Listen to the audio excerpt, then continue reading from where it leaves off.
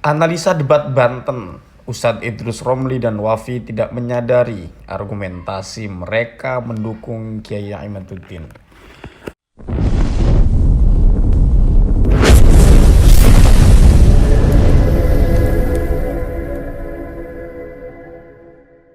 Tulisan di RMINU Banten oleh Muhammad Yasin Al-Branangi Al-Liqoi ya. Mungkin beliau seorang kiai dari sana. Tadi mungkin ada sebutan yang kurang tepat dari saya. Ini acara dengan tajuk Silaturahmi Kesultanan Banten dan bedah kajian ilmiah Kiai Haji Imaduddin bertempat di Komplek Masjid Agung dan seterusnya itulah. Kayak kemarin buat Banten itu yang sudah di tahun lalu itu. Ada beberapa poin di sini yang ditulis oleh beliau ya. Saya belum baca sih. Dalam kesempatan ini penulis ingin menyampaikan analisis berkaitan dengan statement dan argumentasi Ustadz Wafi bersama Ustadz Idrus Romli seputar debat nasab Banten. Ada poin satu di sini tulis yaitu Ustadz Wafi mengatakan untuk membuktikan kesahan nasab Ba'alwi cukup kitab 2 abad. Ustadz Wafi mengaku argumentasi yang diambil adalah milik Kiai Imad yang diabaikan.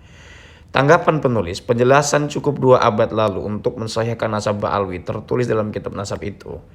Yang pertama, takbir atau ibarah kitab itu tidak mencantumkan sejak kapan hitungan 2 abad lalu tersebut. Tapi Ustadz Wafi tidak menyadari hal itu. Dalam kasus nasab palsu Ba'alwi, selama 550 tahun sudah melampaui 2 abad. Tertulis di dalam kitab nasab. Tapi yang perlu diingat, diawali dengan tidak tertulis. Selama 550 tahun.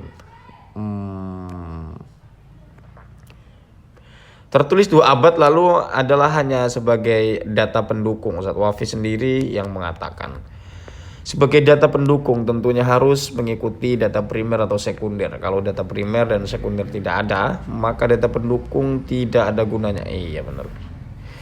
Nama Ubaidillah tidak memiliki data primer dan sekunder, maka data pendukung berupa tertulis 2 abad tidak bisa dijadikan dalil. 2. Menurut Ustadz Wafi,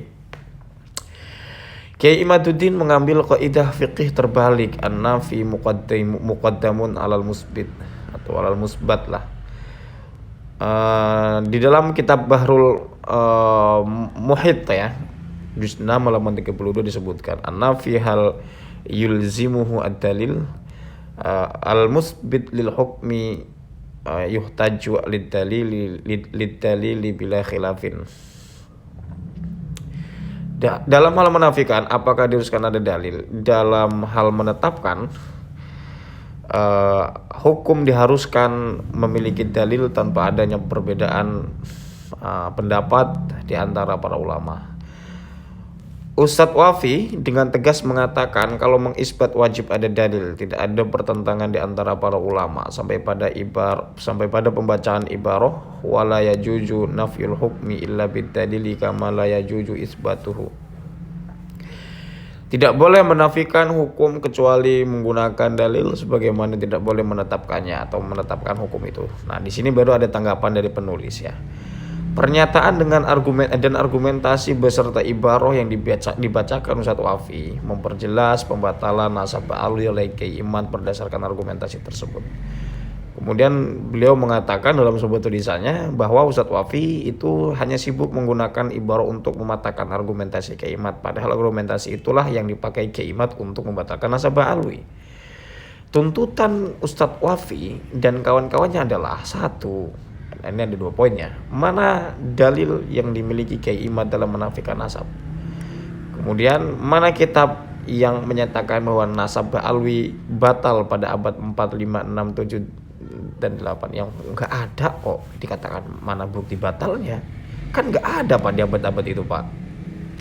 Ya aneh juga sih. Kenapa dikatakan tidak ada? Yang karena selama ini kitab-kitab itu tidak mereportase itu, tidak mencatat itu gitu loh. Tidak merekam keberadaan Ubaidillah tentang bagaimana eksistensinya. Ya, aduh. Para pembaca yang dimuliakan Allah Subhanahu wa taala, nasab Ba'alwi terbukti terputus selama 550 tahun. Sampai nama Ubaidillah disebutkan oleh Habib Ali As-Sakran yang wafat 895 sebagai anak Ahmad bin Isa, yaitu dalam kitabnya Al-Burqatul Musyiqah, kemudian disebut Al-Burqah. Dalam kitab itu Habib Ali As-Sakran menyebutkan sebuah qasidah terdiri dari bait-bait syair tentang nasab Ubaid bin Ahmad bin Isa sampai ke Nabi Muhammad SAW. Qasidah itu ditulis oleh Syekh Jamaluddin Muhammad bin Ahmad Ghashir Al-Hadrami, ulama yang semasa dengan Habib Ali As-Sakran. Dalam qasidah itu ia memuji kakak atau adik dari Habib Ali As-Sakran yang bernama Habib Abdullah bin Abu Bakar As-Sakran. Dipahami dari kitab Al-Burqah ini, satu, untuk pertama kali nama Ubaidillah Datuk para Habib itu disebut sebagai keturunan Nabi Muhammad SAW. Dua, Habib Ali As-Sakran lah orang yang pertama yang berkesimpulan bahwa Ubaidillah adalah Abdullah. Dari mana nama Abdullah ini disebut? Dalam kitab As-Suluk karya Al-Jundi atau Al-Janadi yang wafat 730 Hijriah. Padahal Abdullah ini bukan orang yang sama dengan Ubaidillah dalam kitab Al-Burqah. Kiai Maduddin telah membuktikan kalau nama Abdullah dalam kitab As-Suluk itu bukan Ubaidillah dalam kitab Al-Burqah Al-Musyiqqah.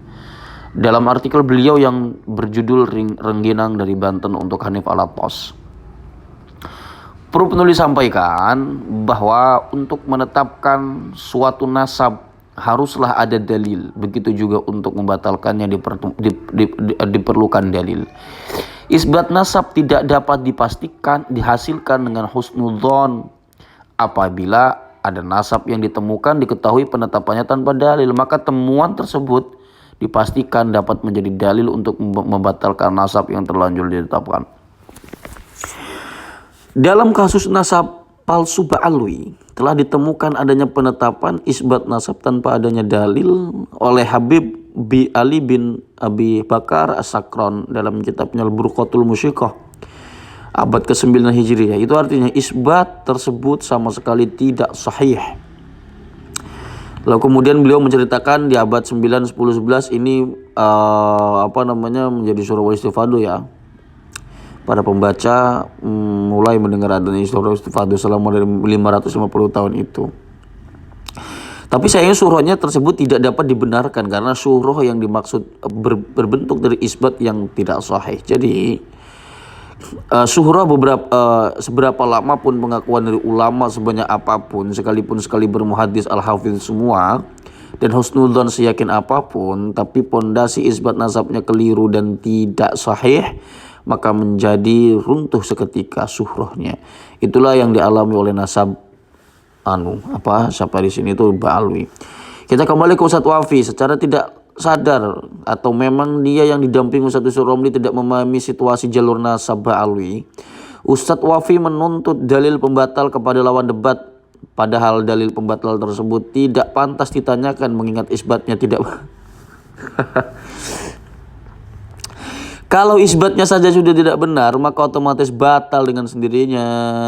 Sama halnya dengan sholat yang tidak berwudu tanpa datang hal yang membatalkan sholat, kentut misalnya, sholatnya sudah tidak sah. Ya orang wudu lur. Ustadz Wafi sudah membaca sendiri ibaratnya di atas. Catatan, debat diskusi ilmiah tentang nasab Ba'alwi perlu diselenggarakan kembali. Semakin banyak diskusi maka akan cepat menemukan kebenaran. 2. Debat nasab semestinya diikuti oleh Rabithah Alawiyah karena mereka yang tertuduh dan yang mempunyai kepentingan. 3. Pihak Rabithah dengan sengaja menjadikan pengakuan nasab mereka sebagai tanggung jawab publik. Mereka yang selama ini merasa sebagai dzurriyyah, kenapa perlu perlindungan dan pembelaan dari orang lain? 4. Apa kiranya kesulitan yang Rabithah miliki? Kalau memang pengakuan sebagai dzurriyyah benar, tentu akan sangat mudah membuktikannya. 5. Habaib seharusnya tidak takut menghadapi Kiai Imad dan kami. Kebenaran itu absolut ya, sangat mudah dijelaskan, tidak perlu memproduksi framing dan tidak perlu menghindari diskusi ilmiah.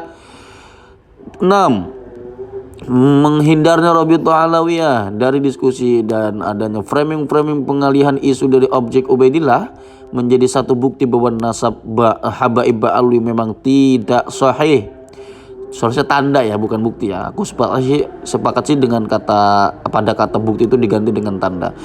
Kita bisa menyebutnya batal permanen. 7. Bagi siapapun selain Habaib tentu berhak memberikan pembelaan, tapi setelah terlaksananya diskusi bersama Rabithah, para muhibbin bisa mengajukan banding setelah itu. Tapi biarkan pihak Rabithah atau Rabithah Alawiyah, ya Rabithah Alawiyah, RA ya, Rabithah Alawiyah sendiri dulu yang bertanggung jawab. Jangan dibolak-balik. Salam sehat selalu. Kiranya itu saja, kurang lebihnya saya mohon maaf. Jika ada kekeliruan monggo untuk direvisi, diluruskan ya. Hadanallahu wa iyyakum ajma'in. Wassalamualaikum warahmatullahi wabarakatuh. Salam cinta damai.